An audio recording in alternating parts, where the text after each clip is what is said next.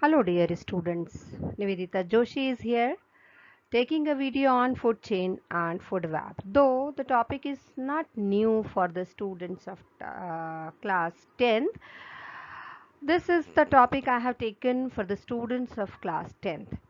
Though in the earlier classes also this topic the students have gone through. So we will study food chain and food web. Okay, so we'll begin with the food. Okay, in short, I'll begin from the simpler to the complex one.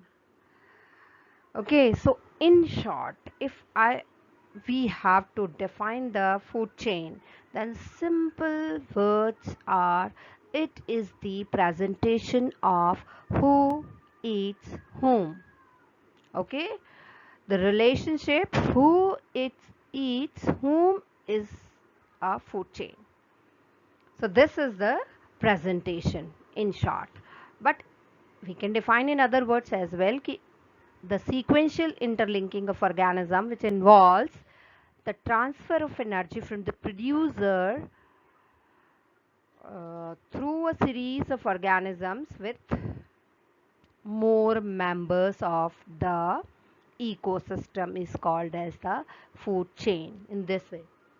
Or you can say who eats whom is the food chain in which the transfer of energy is shown, that is called as food chain. Okay, and the interaction among various components of environment involves flow of energy from one component of the ecosystem to the other one. So we can combine second and third point to make the definition as well. Whatever is easy, but simple is transfer of energy from one tropic to next tropic level. This is represented in the food chain and it is a sequential representation of the organisms. Okay, in order of transfer of energy. So this way also we can define it. What happens actually? During the photosynthesis, the producers they are capable to capture the solar energy and convert it into the chemical energy and store it in their body. Okay. So these producers are eaten up by the herbivores and herbivores will be the primary consumer. In the previous video, I have explained all this. Okay, and then further the herbivores are eaten by the carnivores. They are the secondary consumers and further they are eaten up by large carnivores. They will be the tertiary consumers and so on. This way the chain will be continued. Okay, means primary first tropic level will be of producers and second will be of herbivores. Now the question arises, how many organisms or the tropic levels can be there in a food chain? So the answer is maximum 5. Now why 5 only? We will get it in the next slide. Okay.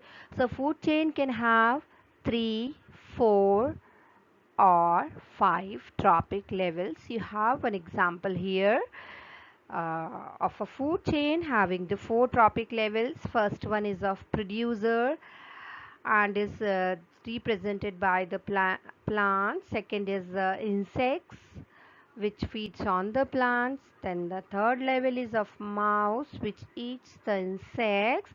And the last one is owl which is the carnivore. Okay, so this is a simple food chain having the 4 trophic level. Now again and again I'm saying trophic level, what it is. So it is the each step, we can say its meaning. Trophic levels meaning is each step of the food chain is a trophic level. Okay, now again more examples we have of this is the diagrammatic representation of a food chain. Okay, you can see it begins from the producers, that is plant, then grasshopper is there, and then bird occupies the third trophic level, the snake fourth, and the last one, fifth one, is owl. This is more examples are there for the food chain having the four trophic levels. So these are more examples. Now we will go through what are the characteristics of food chain. So first, the food chain involves a nutritive interaction between the living organisms of an ecosystem, and always a food chain is straight and there is unidirectional flow of energy, means from sun to producers and then to consumers, never back, never from consumers to producers. Okay. And usually there are, already I told you, 3 to 5 trophic levels are there. Now I'm telling you the answer, why 5 trophic levels. Actually what happens when the energy transfers from one trophic level to the next trophic level, at every step there is a loss of energy in the form of heat. So at the last level, the energy becomes very little. So further transfer is not possible. Okay, that is why there could not be more than 5 trophic levels in a food chain. Okay, and those organisms which are omnivores, they occupy different trophic position in the different food chain. This I told you कि at each transfer 80 to 90% of energy is lost as heat as per the second law of thermodynamics. There is a 10% law. There is a 10% law related to this, and this was put forth by Lindemann. What it states. So this law states that during transfer of energy from one trophic level to the next level, only about 10% energy is transferred to next trophic level. Okay, only 10% of energy, in short we can say only 10% of energy transfers from one trophic level to the next trophic level, and 90% is lost as in the respiration and heat, in the form of heat. So that's why it is called as the 10% law. Now what is food web? So food web, simply it is a network of food chain, and that is called as the food web. So in in other ways also we can define it. This is, in short, I told you, it is a network of food chain which becomes interconnected at various trophic levels so as to form a number of feeding connections among its different organisms of a biotic community. Thus, instead of a straight line, food chain,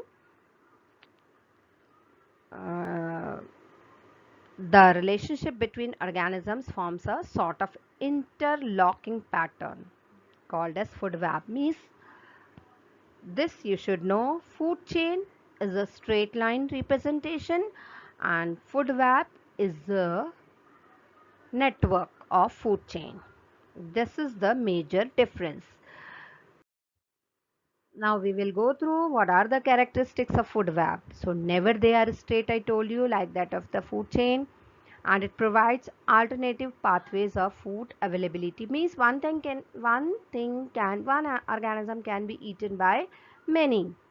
Okay, and as a result the network is formed, and this food web makes the ecosystem more stable and also helps in ecosystem development. So this is the importance of food web as well. This you can see here the interconnections between the different organisms in the ecosystem. So this makes the ecosystem very stable. So this is example.